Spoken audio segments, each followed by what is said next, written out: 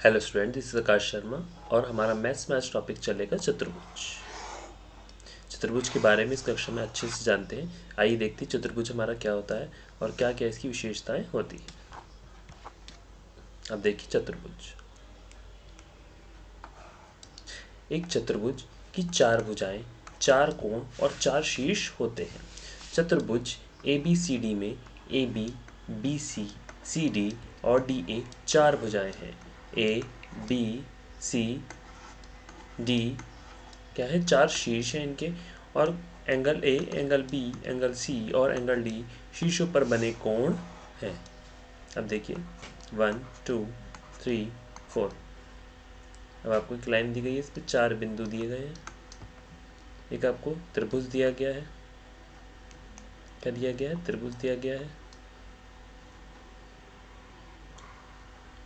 एक आपको चतुर्भुज यहाँ से दिया गया है जिसकी चार भुजाएं आपको दिख रही होंगी, और ये भी क्या है आपका चतुर्भुज। इतना आपको समझ में आया? तो ये हमारे क्या हो गए, चतुर्भुज हो गए। अब किस प्रकार हम ABCD में किस प्रकार इसके उदाहरण को समझते हैं, आइए देखते हैं। अब दिया गया है क्या, चतुर्भुज का कोण योग गुण। किस प्रकार हम कोण योग गुण करते हैं इसमें, आइए देखते हैं। देखिए आपको एक चतुर्भुज दिया गया है यहाँ पर A, B, C और D। ये इस प्रकार से दिया हुआ है, पतंग की शेप में, काइट की शेप में।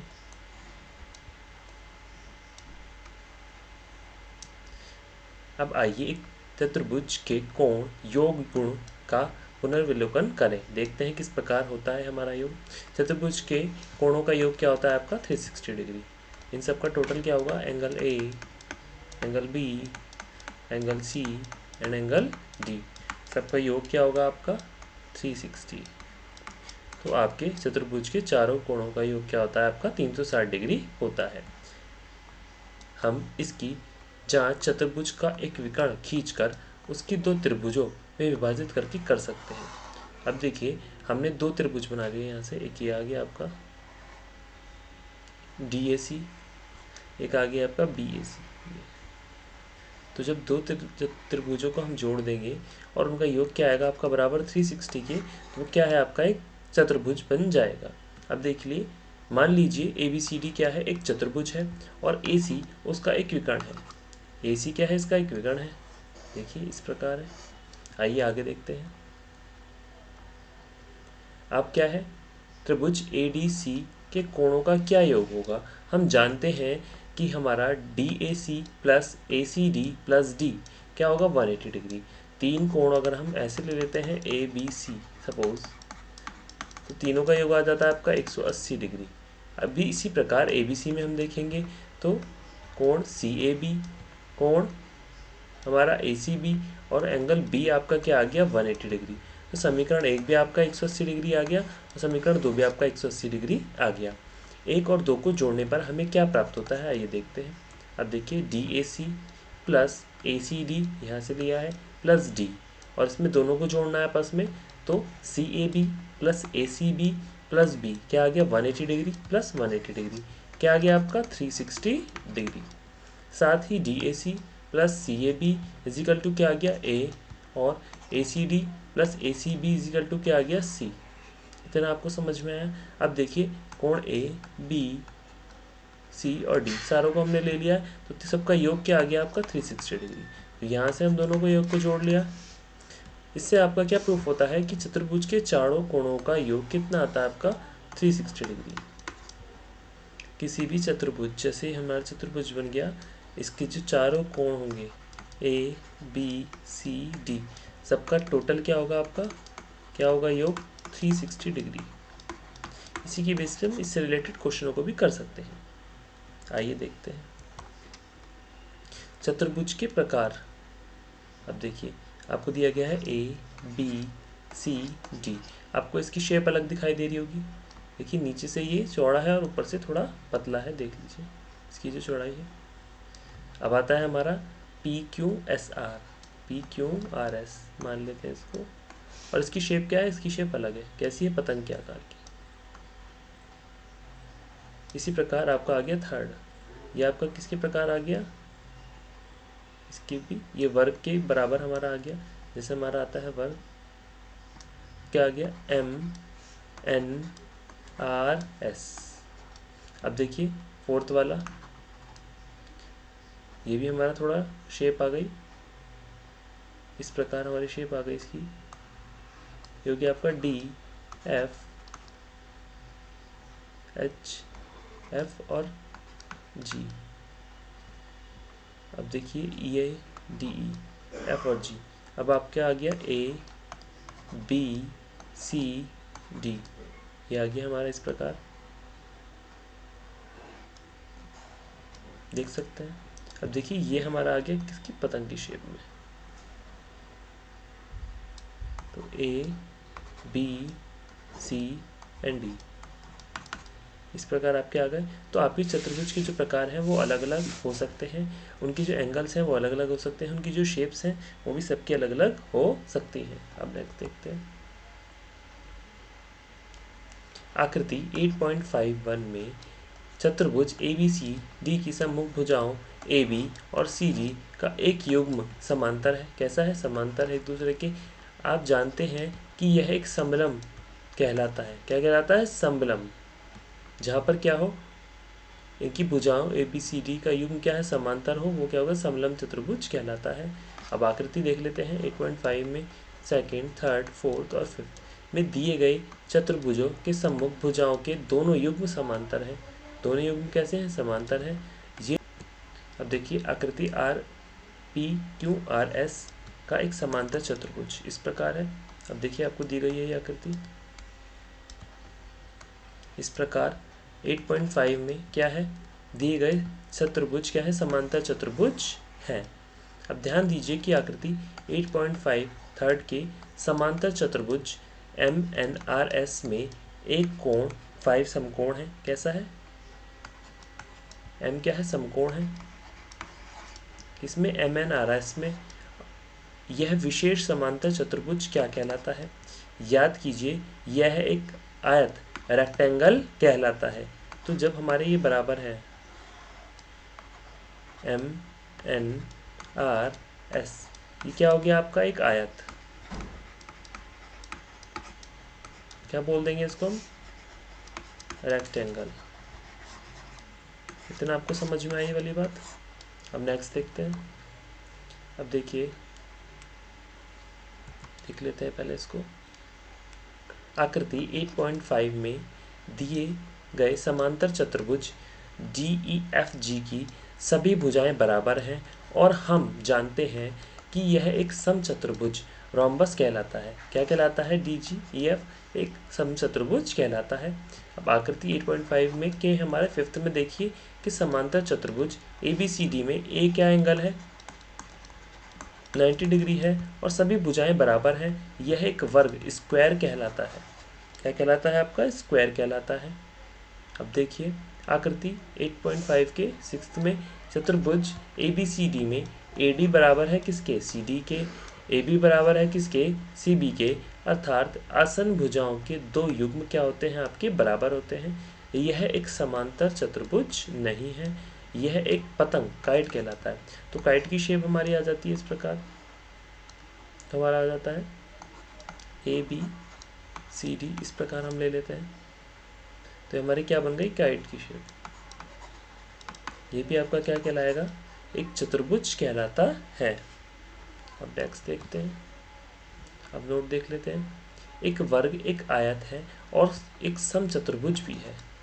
एक वर्ग क्या है, एक आयत है, एक वर्ग बना लेते हैं जिसकी सारी भुजाएं क्या होती हैं, आपकी वर्ग की बराबर। एक आयत है और ये समचतुर्भुज भी है। सम का मतलब जिसकी सारी भुजाएं क्या हो, बराबर हो। तो वर्ग को हम क्या और क्या बोल सकते हैं, समचतुर्भुज, क्योंकि इसकी सारी भुजाएं क्या हैं, बराबर है और इसमें चार हमारे एंगल बनते हैं ABCD करके। आप इस प्रकार ले सकते हैं। एक समांतर चतुर्भुज एक समलंब है। इतना आपको पता होना चाहिए कि एक समांतर चतुर्भुज क्या है, एक समलंब है। पतंग एक समांतर चतुर्भुज नहीं है। जो हमारा काइट वाला बनती है वो एक समांतर चतुर्भुज नहीं हो सकता, क्योंकि समांतर चतुर्भुज एक दूसरे के सामने आमने सामने भुजाएं होती हैं। तो इसमें तो नहीं है इस प्रकार से, तो ये हमारा क्या हो गया, समांतर चतुर्भुज नहीं है। अब समलंब एक समांतर चतुर्भुज नहीं है क्योंकि इसमें सम्मुख भुजाओं का एक युग्म ही समांतर है, और समांतर चतुर्भुज के लिए सम्मुख भुजाओं के दोनों युग्म समांतर होने चाहिए। तो किस प्रकार है कि समांतर भुजाओं के सम्मुख भुजाओं के दोनों युग्म जब बराबर हो तो हम क्या लेंगे, वह एक समांतर चतुर्भुज नहीं है। और ये क्या है, क्योंकि इसमें सम्मुख भुजाओं का एक युग्म समांतर है। इतना आपको समझ में आई वाली बात। एक आयत अथवा एक समचतुर्भुज का एक ही वर्ग नहीं है। तो आयत और आपका समचतुर्भुज एक वर्ग नहीं है, तो आयत की शेप तो आपकी इस प्रकार हो जाएगी, और समचतुर्भुज एक वर्ग नहीं है, तो ये वर्ग नहीं है। इतना आपको अच्छे समझ में आई वाली बात। अब देखिए प्रमेय दी गई है 8.2। एक समांतर चतुर्भुज में सम्मुख भुजाएं बराबर होती हैं। आप पहले भी सिद्ध कर चुके हैं कि समांतर चतुर्भुज के विकर्ण उसे दो सर्वांगसम त्रिभुजों में विभाजित करता है। अतः आप इसके संगत भागों, मान लीजिए भुजाओं के बारे में क्या कह सकते हैं, ये बराबर है। तो किसके बराबर है, विकर्ण के दो सर्वांगसम त्रिभुजों की विभाजित किया जाता है, और इसके संगत भाग मान लेते हैं कि हमारे क्या होंगे, बराबर होंगे। तो ए बी इजिकल टू क्या है, डी सी, और हमारा ए डी इजिकल टू क्या है, बी सी। इतना आपको समझ में आया कि ए बी बराबर होना चाहिए किसके, डी सी के, और ए डी बराबर होना चाहिए आपका बी सी के। इतनी आपको बात समझ में अच्छे से आई इस वाले क्वेश्चन की। अब देखते हैं प्रमेय 8.3 में। यदि एक चतुर्भुज की सम्मुख भुजाओं का प्रत्येक युग्म क्या हो, बराबर हो, तो वह एक समांतर चतुर्भुज है। तो चतुर्भुज की सम्मुख भुजाओं का प्रत्येक युग्म क्या हो, बराबर हो, तो हमारा क्या बन जाएगा, वो समांतर चतुर्भुज बन जाता है। आइए उदाहरण के माध्यम से इसको समझते हैं। अब दिया गया है A B C and D. क्या आप इसके कारण दे सकते हैं। मान लीजिए चतुर्भुज ए बी सी डी की भुजाएं क्या है, ए बी सी डी बराबर है, साथ ही ए डी बराबर बी सी। इस तरीके से हमने लिख लिया। अब देखते हैं क्या कहते हैं, विकर्ण ए सी खींचिए।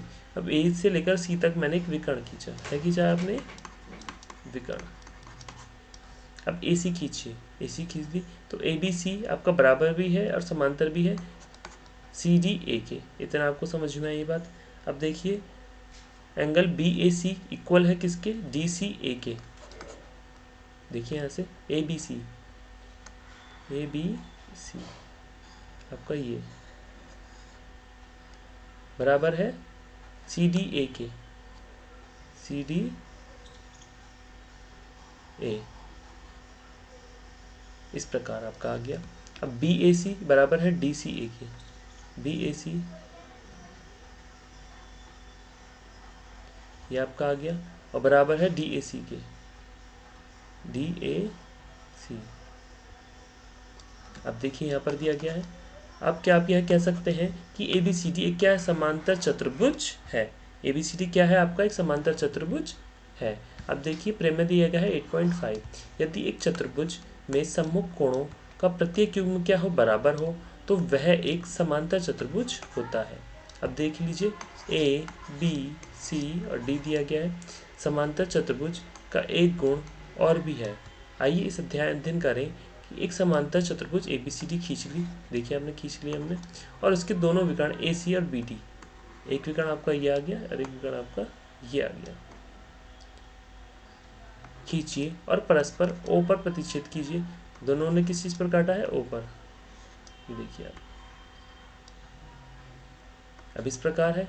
अब देख लीजिए क्या करते हैं, ओ ए, ओ बी, ओ सी और ओ डी की लंबाई ज्ञात कीजिए या उसकी लंबाई को मापिए।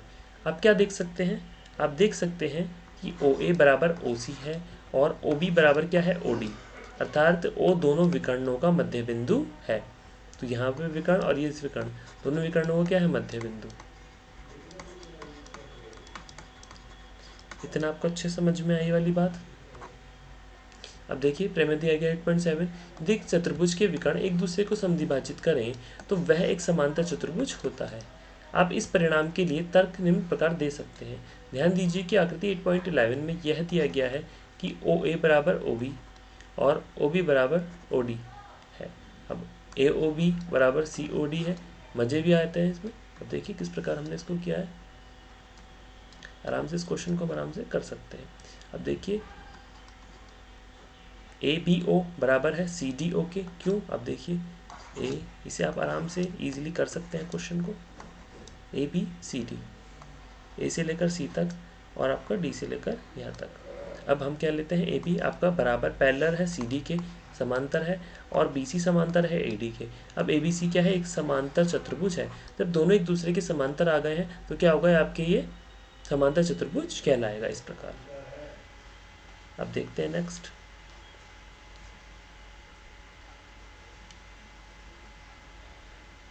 इसमें हमने किस प्रकार इस क्वेश्चन को किया है एक बार और समझ लेते हैं कि हमने दोनों भुजाओं को क्या लिया है, बराबर लिया है। क्या लिया है, बराबर।